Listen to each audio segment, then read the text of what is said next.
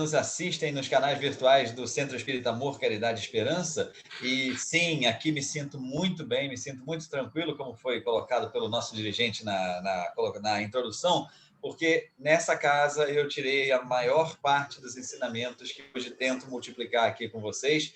Foi aí onde dei os meus primeiros passos na doutrina espírita, foi aí que conheci um pouco dessa ferramenta que hoje faz com que nós tenhamos muito mais felicidade nas nossas vidas. Então, é muita gratidão que tenho por esse ambiente, por essa casa e por todas as pessoas com quem tive a oportunidade de conviver, e agora tenho a oportunidade de voltar a essa casa fazendo esses estudos com vocês, para que eu possa retribuir um pouquinho do que essa casa me deu, ainda que não da mesma proporção.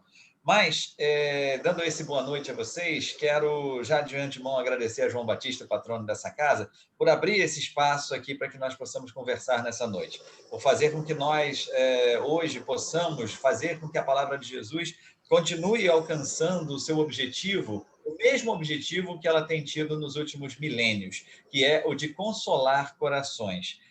Nós estamos vivendo uma época complexa, nós estamos vivendo uma época que, para nós encarnados nesta jornada, é a primeira grande experiência com o isolamento. Evidentemente que, para nós, espíritos imortais, muito provavelmente esse não é o primeiro momento de isolamento que nós passamos. Muito provavelmente nós estivemos encarnados em outras epidemias, nós estivemos encarnados aqui quando tínhamos a gripe espanhola, quando tínhamos o tifo, quando tínhamos a peste bubônica, enfim.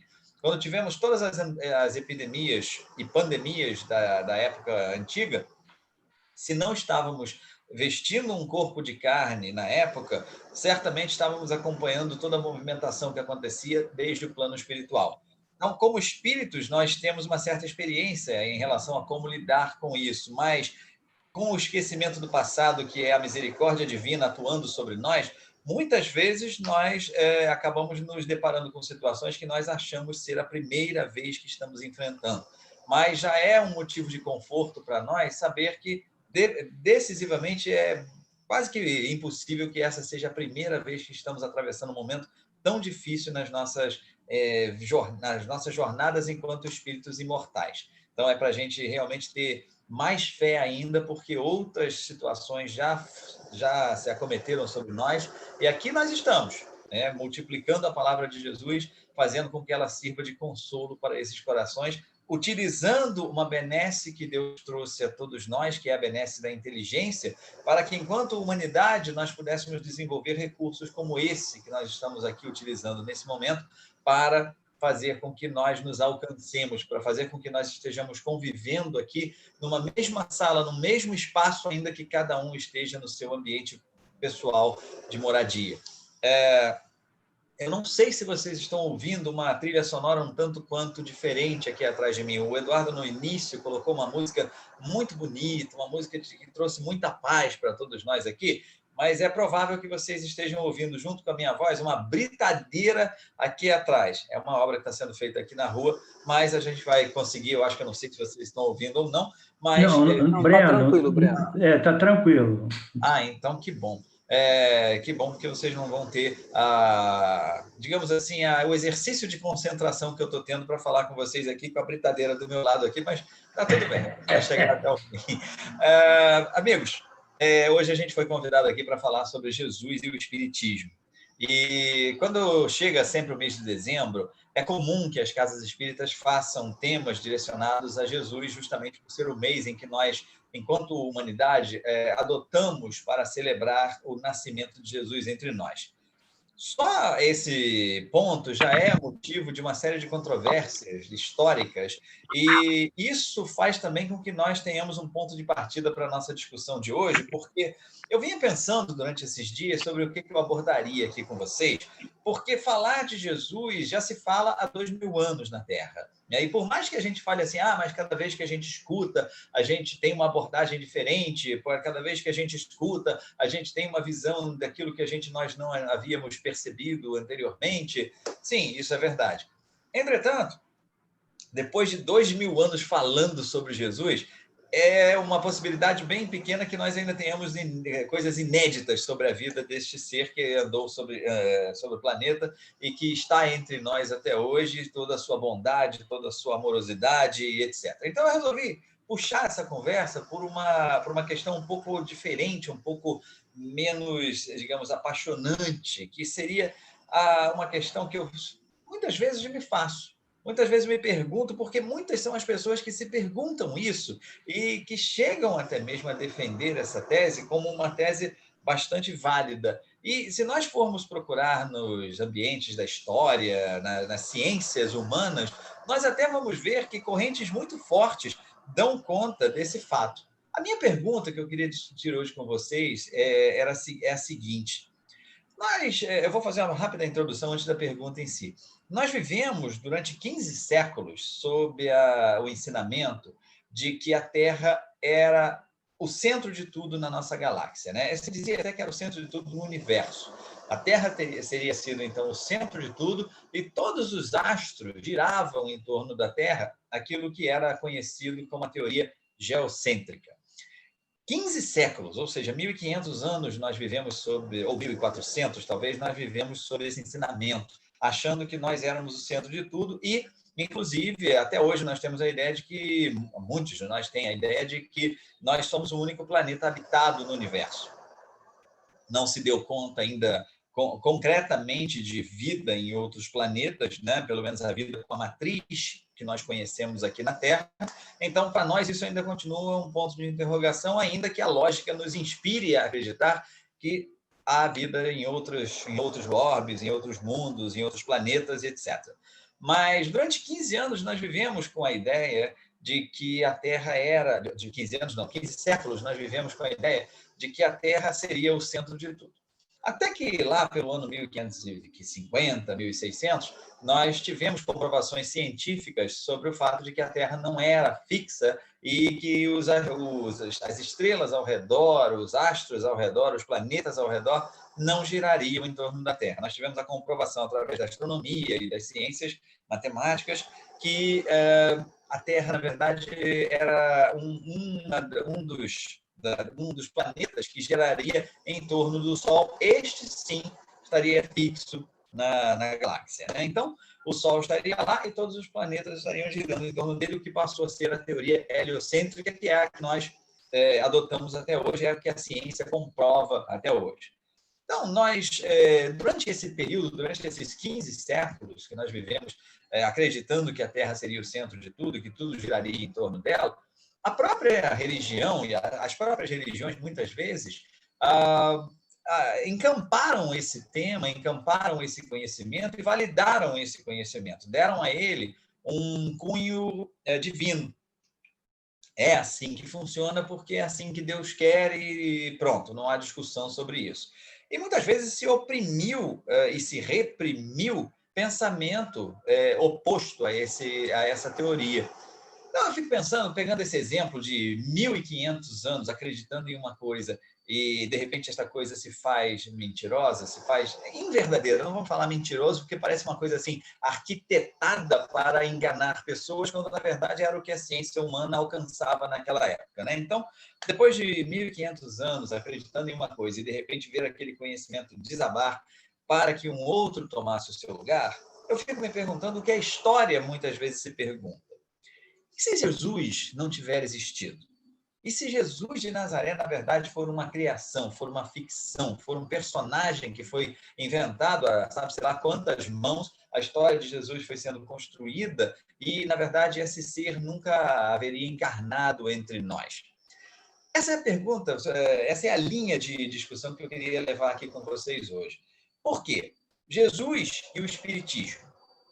Se caso essa teoria se provasse inverdadeira, se acaso a existência de Jesus se fosse possível que se trouxesse uma evidência clara, dizendo para nós o seguinte, eu não sei que evidência é essa, tá? Eu não tenho essa noção, eu estou só levantando um jogo de ideias aqui para que a gente possa brincar um pouco com a imaginação.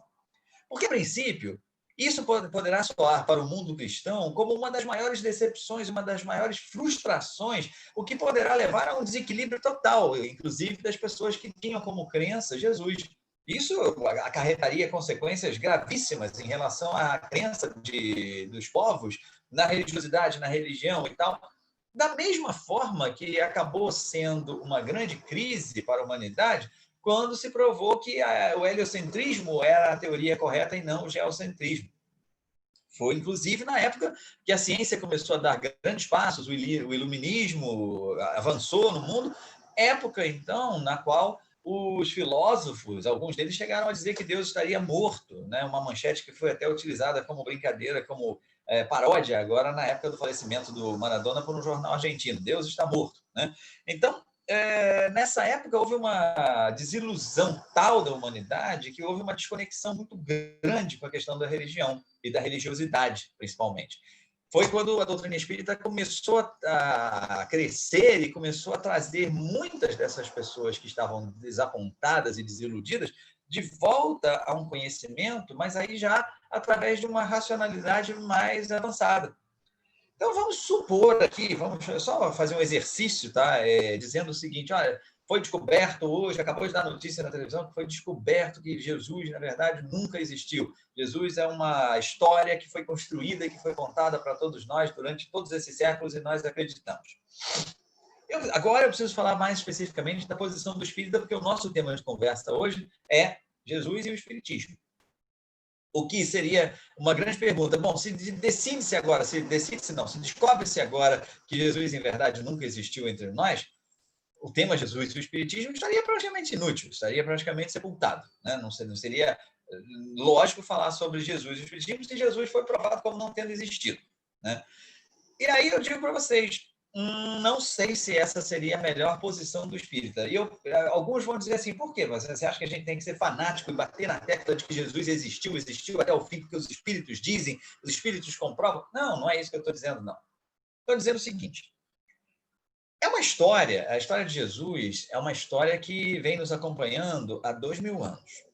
E ela é uma história que, ainda que não tenha-se a comprovação científica da existência de um Jesus, a comprovação histórica, a comprovação arqueológica, paleontológica, ou sei lá o que, da existência de um Jesus, ela não tem a necessidade de ser modificada em absolutamente nenhuma vírgula. Outro dia me mandaram uma enquete pelo WhatsApp, uma colega minha, de muito tempo já, essa colega nos mandou também, espírita, mandou uma enquete, acho que muitos aqui também receberam essa enquete, dizendo o seguinte, olha, estou fazendo uma pesquisa aqui, estou fazendo um trabalho e gostaria que você completasse a frase.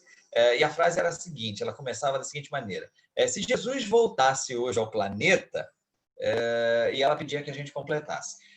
O meu complemento para aquela frase foi o seguinte, se Jesus voltasse hoje ao planeta, ele não precisaria mudar uma linha daquilo que ele disse há 2000 anos.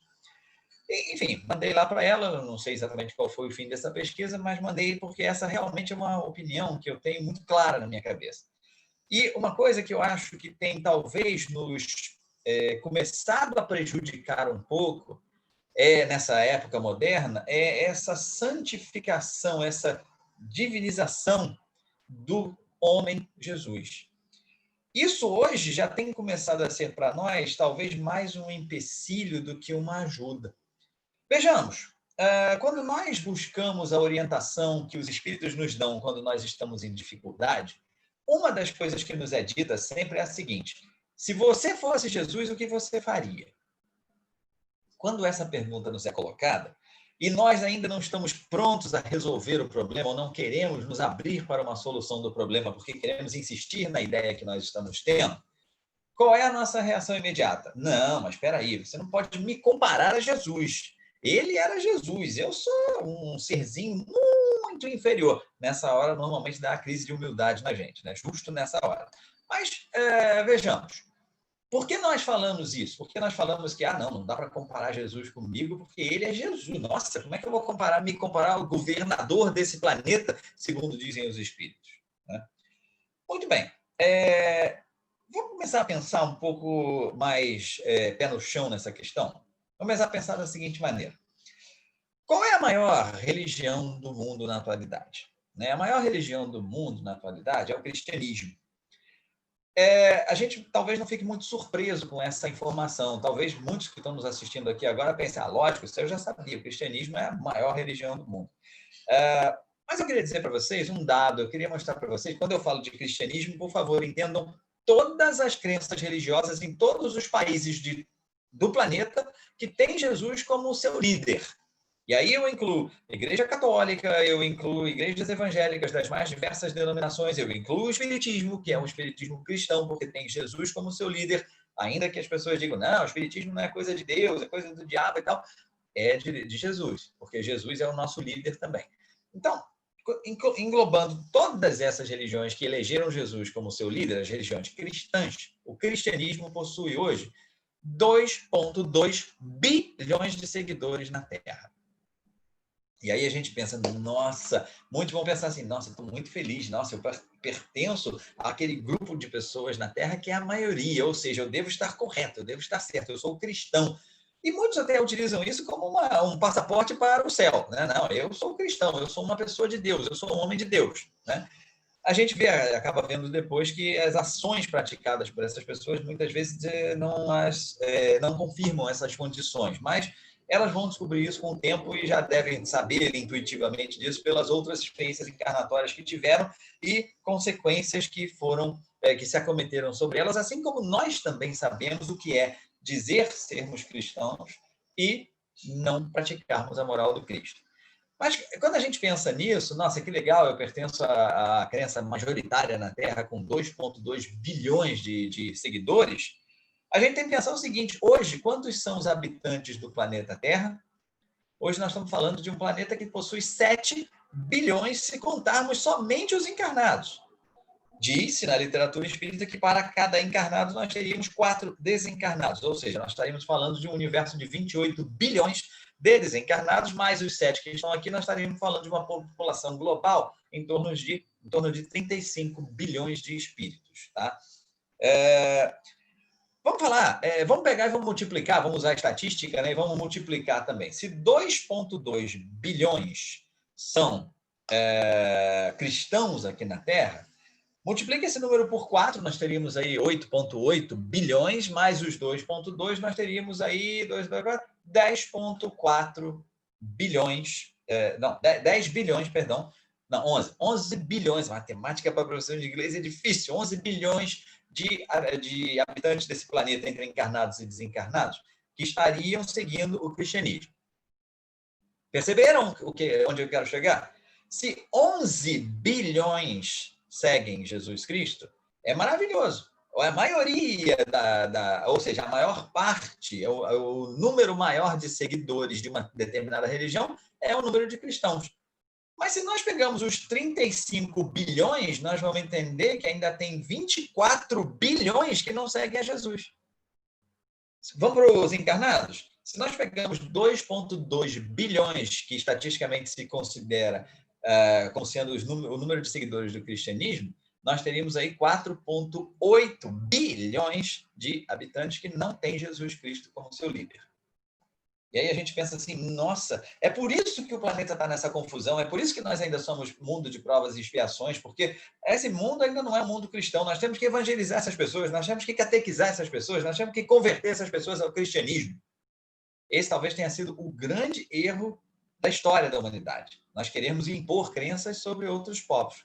Jesus nunca fez isso. Jesus nunca me impôs a sua moral. Jesus nunca jogou a sua moral goela abaixo de ninguém. Ele simplesmente espalhou a lei divina para que aqueles que estivessem prontos pudessem segui-la. Então, nós vamos voltar e pensar assim, então é por isso, né? Nós estamos no mundo de provas e expiações, ainda longe de uma regeneração, porque ainda tem 4 bilhões e 800 milhões de habitantes desse planeta que precisam do cristianismo. Mas eu pergunto a vocês, se somos espíritas, é válido esse tipo de pensamento? Porque se nós somos espíritas, nós vamos entender que em outras jornadas encarnatórias, estes que hoje estão habitando países cuja religião cristã não é dominante, já conheceram Jesus. E se não conheceram ainda, irão conhecer em próximas encarnações. Então, peraí, a gente vai ter que esperar todo mundo passar por uma encarnação onde seja cristão e onde resolva adotar o cristianismo para que esse planeta possa se regenerar. Nós estaríamos, assim, desdenhando das crenças orientais, que são até mais antigas do que Jesus, e que têm, na sua base, a mesma moral, os mesmos princípios morais que Jesus pregou aqui no Ocidente. Então, no Oriente, se nós formos buscar os grandes gurus, os grandes guias das religiões orientais, das religiões indianas, chinesas, japonesas, nós vamos ter lá conceitos que são absolutamente iguais aos conceitos que Jesus pregava. E que Jesus até hoje nos ensina através dessas palavras que nós multiplicamos aqui. Então, para que a gente comece a pensar o seguinte, nós temos uma orientação, nós temos uma instrução de que Jesus participa de uma pleiade, cujo contato com Deus é muito próximo e que Jesus foi nomeado governador do planeta, etc, etc. Claro que, como governador de um planeta e um espírito do tamanho de Jesus, não é muito plausível que nós imaginemos que ele só vá salvar esse planeta quando todos virarem cristãos. Até porque, quando estava aqui encarnado, ele nunca exigiu isso de ninguém. Quando estava aqui encarnado, ele nunca criou uma própria religião, ele nunca disse, olha, você tem que ser um jesuíta, você tem que ser um cristão para ser salvo. Né? Pelo contrário, ele simplesmente dizia que as ações e o coração das pessoas, a bondade no coração das pessoas, salvariam a cada um de nós. Salvariam aí, entre aspas, evidentemente. Né? Nós já sabemos do conceito da salvação de outros estudos espíritas e vamos usar esse conceito espírita como sendo válido. Né? Então, é interessante a gente começar a pensar nesses pontos, porque hoje nós falamos ainda de Jesus como sendo um mito. E isso pode estar nos atrapalhando, porque, voltando à nossa discussão anterior, quando eu digo assim, não, mas ele era Jesus, e nossa, eu sou muito inferiorzinho a Jesus, é como se nós estivéssemos passando a nós mesmos um atestado ou uma licença para que nós continuemos a errar indefinidamente. E aí nós ainda utilizamos trechos da própria doutrina espírita, muitas vezes, para justificar esses nossos equívocos. E, por exemplo, trechos do Livro dos Espíritos, quando são perguntados esses mesmos irmãos sobre quanto tempo nós levaremos para evoluir. E eles respondem dizendo o seguinte, tantas e quantas encarnações sejam necessárias. E há um outro trecho do Livro dos Espíritos que nos diz o seguinte, uma frase até famosa no meio espírita que nos diz, a natureza não dá saltos. Nós pegamos esses conceitos e acoplamos esses conceitos à ideia do mas ele é Jesus, não dá para comparar com ele, para que nós nos criemos um álibi para a nossa inferioridade e talvez até atrapalhemos ou retardemos um pouco esse trabalho de reforma íntima, que é a grande proposta de Jesus, que é a grande proposta da doutrina espírita. Se é a grande proposta da doutrina espírita, tem que ter sido a grande proposta de Jesus, porque a doutrina espírita se intitula O Cristo Redivivo.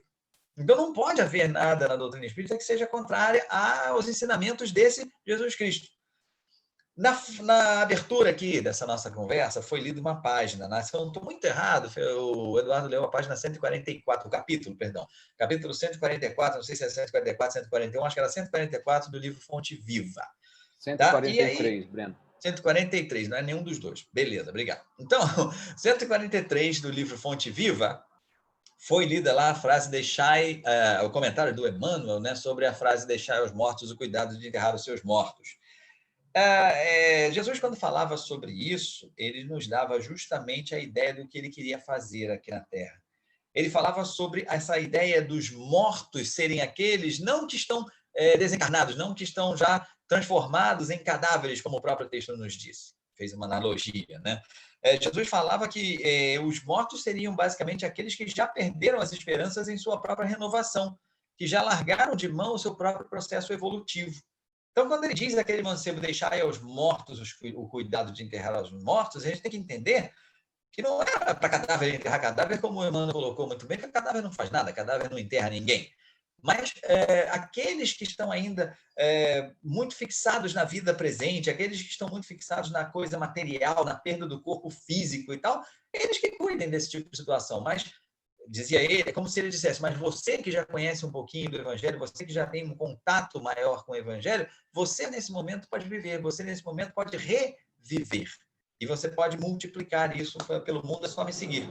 E foi quando o menino, né, deu essa tremida na base, evidentemente, e acabou não indo. Mas é interessante a gente observar esse chamado de Jesus. Né? O chamado de deixar aos mortos o cuidado de enterrar os seus próprios mortos. Porque esse chamado vai fazer com que nós percebamos exatamente quem é Jesus. E aí eu volto àquela minha primeira pergunta, desafio. E se Jesus jamais houvesse existido? E se Jesus fosse trazido por A mais B, pela ciência da história, pela ciência da arqueologia e outras, que Jesus nunca existiu. Qual seria a relação o espiritismo e Jesus? Nós ainda seríamos o espiritismo cristão? Sim, é a resposta. Por que razão? Porque nós negaríamos essa coisa até o fim? Não. Porque para nós, espíritas, já está chegando a hora de nós desmistificarmos Jesus.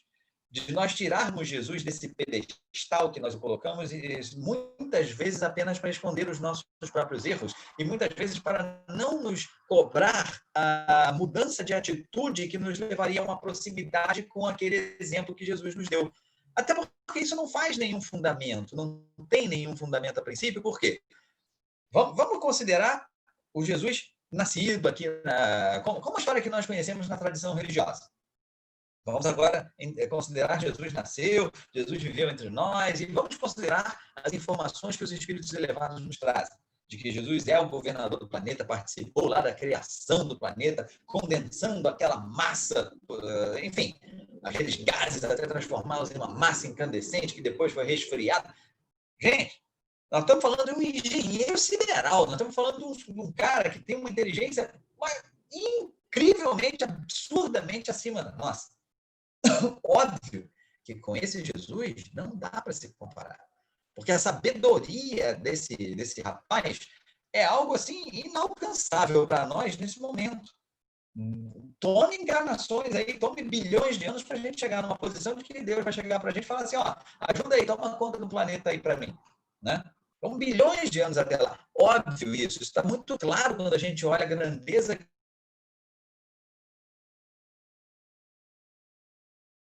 com o qual nós temos que nos comparar, com o qual nós temos que fazer qualquer analogia. Nós teríamos, então, que pensar o seguinte, no Jesus que veio até aqui à Terra. Esse veio para quê? Para dar um passeio aqui, não tinha nada para fazer lá, ele já tinha ajeitado aqui o planeta, aí estava naquela época, assim, ano sabático, né? Jesus veio tirar 33 anos sabáticos aqui na Terra. Veio dar um passeio, a espiritualidade estava meio complicada, estava governando o planeta, estava chato, aí ele pediu uma licença lá e falou, deixa eu encarnar lá naquele negócio para ver. Não parece ser uma argumentação lógica, não parece ser uma conclusão lógica de que Jesus fez isso simplesmente para diversão. E mais ainda, ou menos lógico ainda, isso parece, quando nós olhamos as passagens que nos foram contadas sobre esse Jesus aqui na Terra. Todas elas exemplificação de doação ao próximo, todas elas exemplificação de amor, todas elas exemplificação de altruísmo. Então, sei lá, se ele resolveu tirar férias e de repente levou as férias para o caminho que ele levou, a gente pode pensar então que Jesus tem deve ter alguma coisa escondida aí, né? Porque, sei lá, o cara vai tirar férias e passa por tudo que ele passou até voltar para o seu habitat natural, né? O plano espiritual, numa cruz. Então a gente tem que começar a pensar, o que esse cara veio fazer aqui? O que esse Jesus teria vindo fazer aqui se ele realmente veio, né? Veio para exemplificar, veio para mostrar para a gente o seguinte, para dar o parâmetro, para dizer o seguinte, olha, enquanto encarnados, dá para chegar até aqui. Enquanto encarnados, eu estou mostrando para vocês o que o encarnado no nível da Terra pode fazer. Então, tudo que eu estou fazendo aqui, vocês podem fazer também, basta vontade. E aí a gente começa a falar, não, mas não é bem assim, porque é muito difícil. Se fosse fácil, não existiria a lei da reencarnação. A gente precisaria de uma só para fazer. Então não adianta a gente se esconder atrás disso também. A gente precisa entender, é difícil, claro que é difícil, mas se a gente continuar se escondendo atrás do mito Jesus, nós vamos retardar a nossa evolução, o nosso progresso.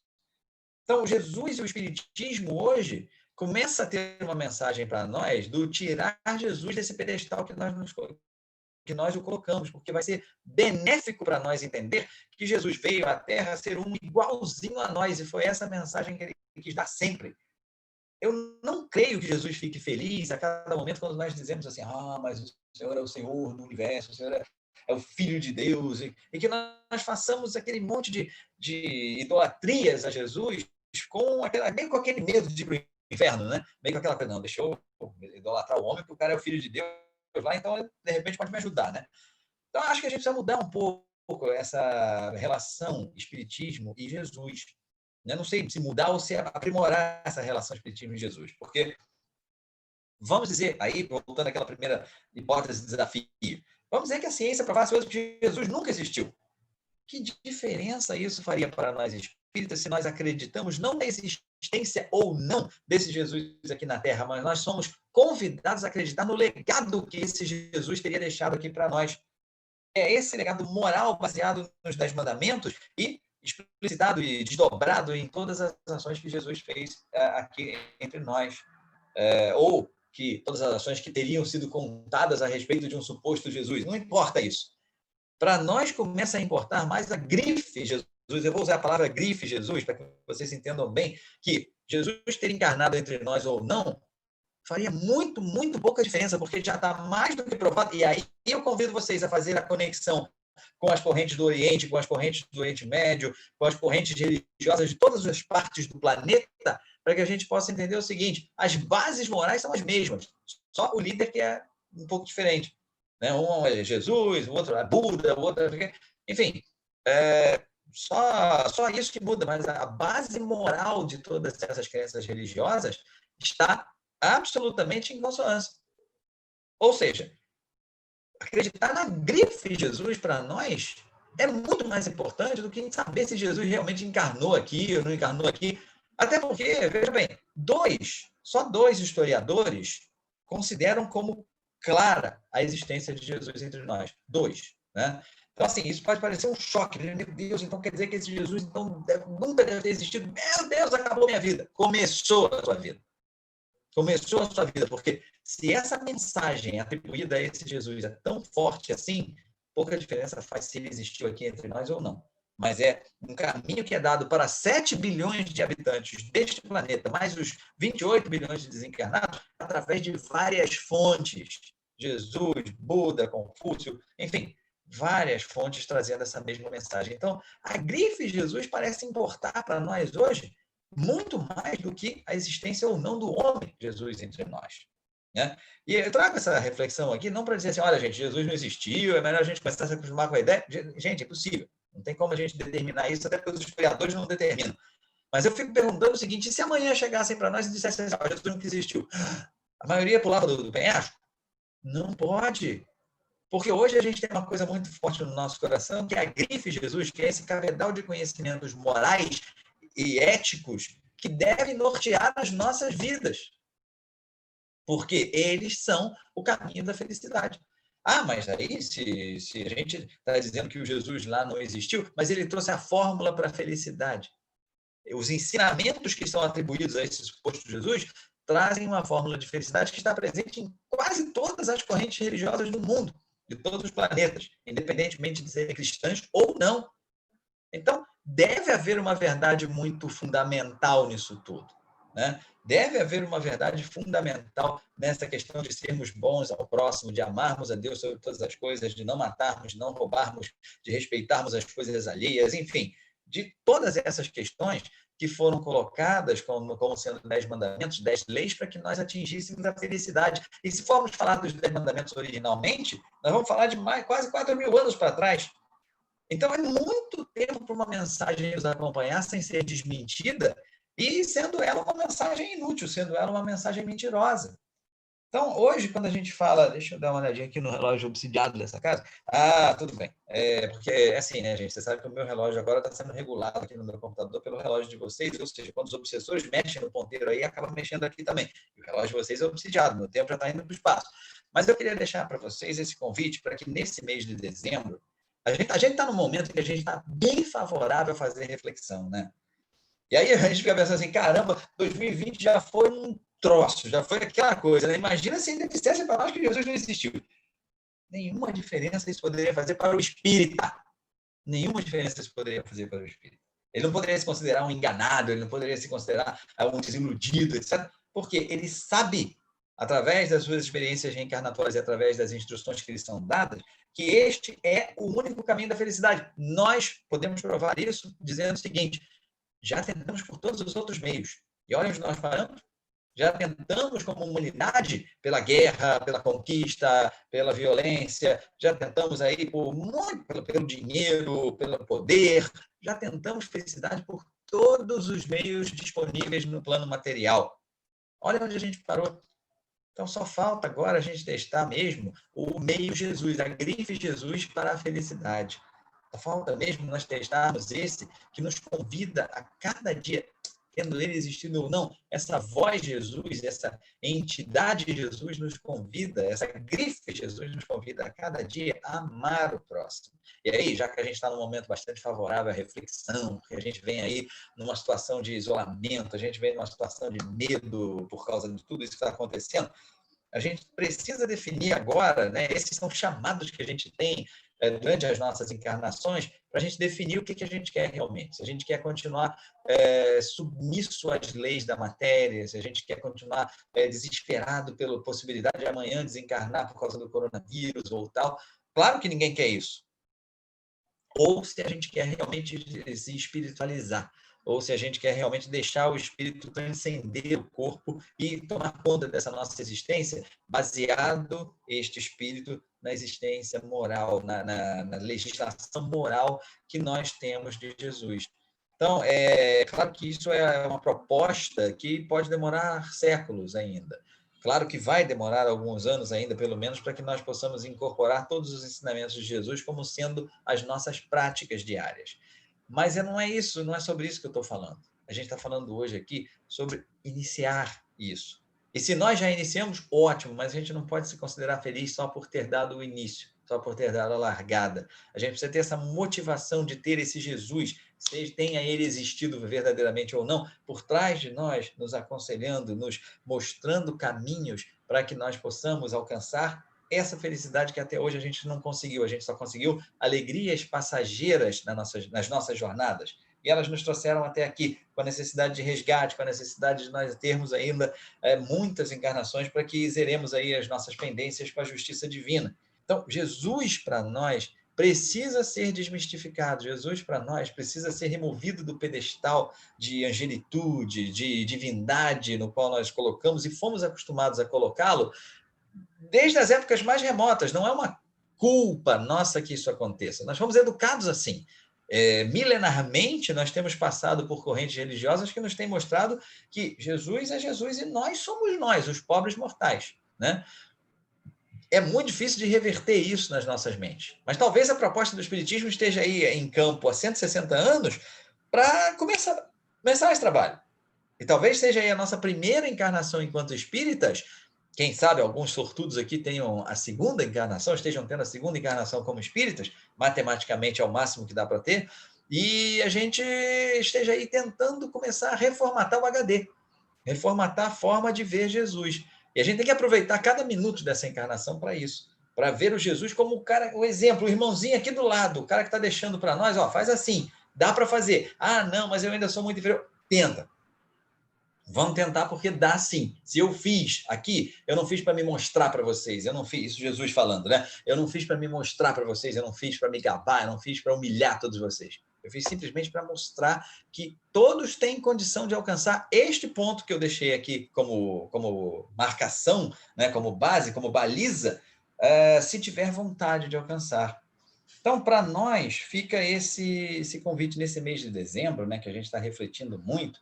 É importante a gente pensar. A mensagem de Jesus, eu repito, gente, a mensagem de Jesus vai ser falada aqui nessas reuniões durante todo o mês e vai ser falada cada vez que abrir essa sala de reunião virtual aqui, vai ser falada a mensagem de amor de Jesus, o quanto Jesus nos amou, o quanto Jesus dedicou a sua vida a nós, as passagens de Jesus, está sendo falado.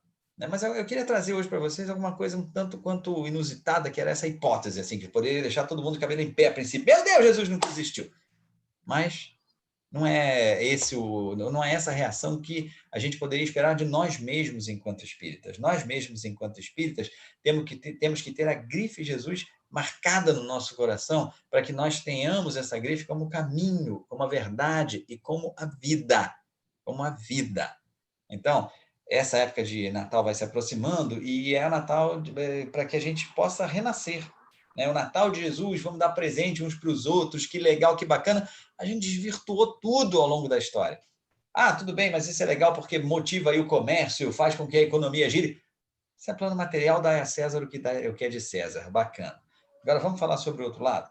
Vamos falar sobre aquela história que a gente bate todo ano, porque tomara que no dia 25 de dezembro a gente lembre do aniversariante. Não! A gente tem que lembrar do aniversariante dia 25, 26, 27, 28 e todos os outros dias da nossa vida, a cada momento em que nós tivermos que fazer alguma coisa, que tomar uma decisão, que engendrar uma ação. E essas ações, essas decisões, todas elas têm que ser baseadas no Evangelho de Jesus. Ah, mas muito difícil. Quanto mais nós repetimos isso, mais difícil fica. Então, é importante que a gente tenha na mente e no coração que nós vamos tentar o máximo que der. E que nós não vamos nos cobrar negativamente, nós não vamos nos culpar e sermos paralisados por essa culpa se não conseguirmos atingir esse nível de atitude.